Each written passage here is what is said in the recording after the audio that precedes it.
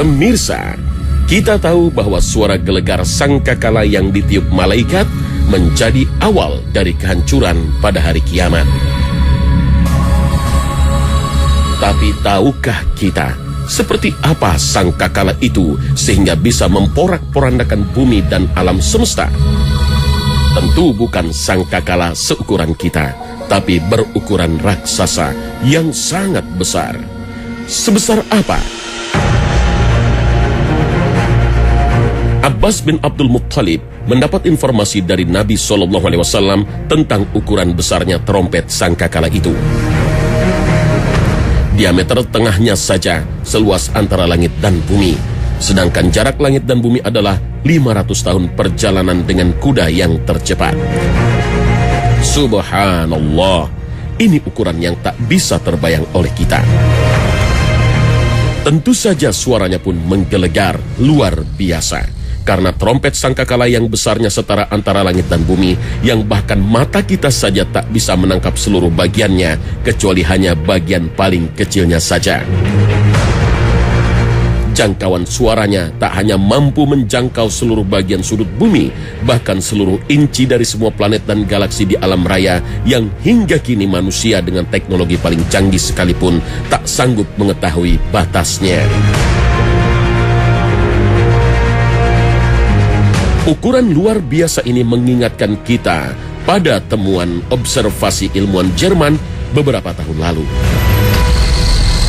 Dalam observasi terhadap alam semesta untuk menemukan bentuk sebenarnya dari alam semesta raya ini dengan menggunakan sebuah peralatan canggih milik NASA yang bernama Wilkinson Microwave Anisotropy Probe atau WMAP.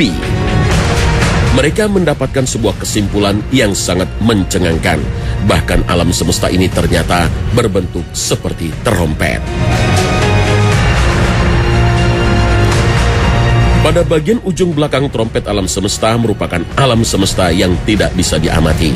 Sedang bagian depan, di mana bumi dan seluruh sistem tata surya berada, merupakan alam semesta yang masih mungkin untuk diamati. Lalu, apakah dengan demikian bentuk alam semesta yang membentuk trompet ini berarti alam raya ini adalah sangkakala? Tak ada keterangan apapun dalam teks-teks hadis maupun Al-Quran. Namun jika alam semesta ini ternyata sangkakala, maka bisa dipastikan bahwa kita saat ini tengah hidup di tengah-tengah kaldera gunung berapi paling aktif yang siap meletus kapan saja. Dan Allah telah mengabarkan kedahsyatan sangkakala dalam surah An-Naml ayat 87. Dan pada hari ketika trompet ditiup, maka terkejutlah semua yang di langit dan semua yang di bumi, kecuali mereka yang dikehendaki Allah, dan mereka semua datang menghadapnya dengan merendahkan diri. Makhluk langit saja bisa terkejut, apalagi makhluk bumi yang jauh lebih lemah dan lebih kecil. Seperti apa keterkejutan dan ketakutan makhluk bumi kelak? Nabi menggambarkan, pada saat tergoncangnya bumi, manusia bagaikan orang mabuk, sehingga ibu yang mengandung gugur kandungannya, yang menyusui lupa pada bayinya. Gelegar suaranya mampu memporak-porandakan bumi. Manusia berterbangan seperti kapas, gunung-gunung mengeluarkan laharnya, bumi memuntahkan isinya. Bahkan keseimbangan alam raya goyah, gravitasi hilang, hingga seluruh galaksi rontok dan saling bertabrakan. Kita tak bisa bayangkan bagaimana besarnya ukuran sangkakala yang akan ditiup pada hari kiamat ini. Jika itu ukuran sangkakalanya, tentu malaikat yang bertugas meniup ukurannya jauh lebih besar dari sangkakalanya. Besarnya tubuh malaikat bisa kita lihat dari kabar yang disampaikan Nabi SAW tentang besarnya salah satu malaikat pemikul arsy.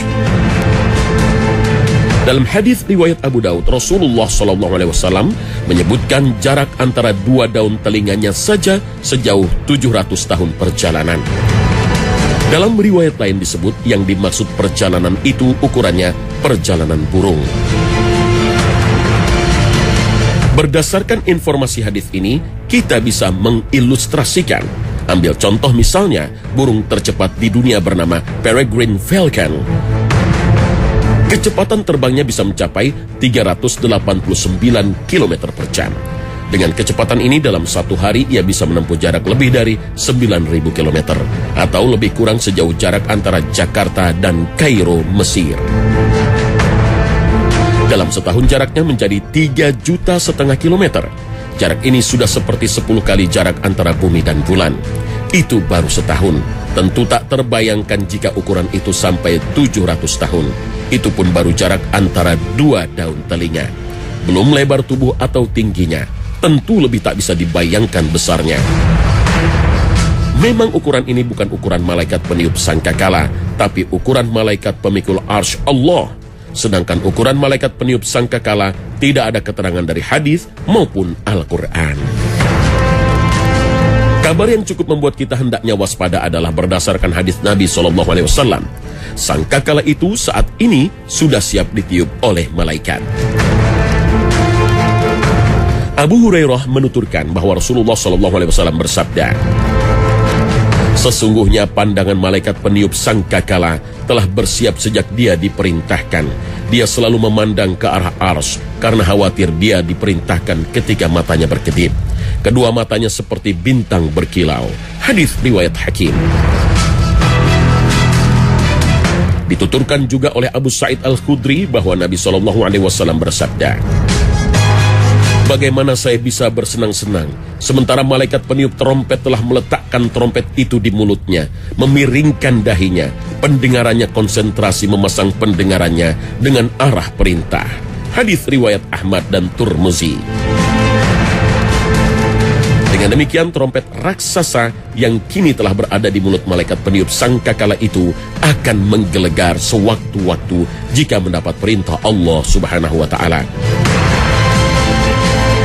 Dari hadis-hadis ini pula kita bisa memahami masa dan waktu ditiupnya trompet itu sudah sangat dekat. Wallahu a'lam.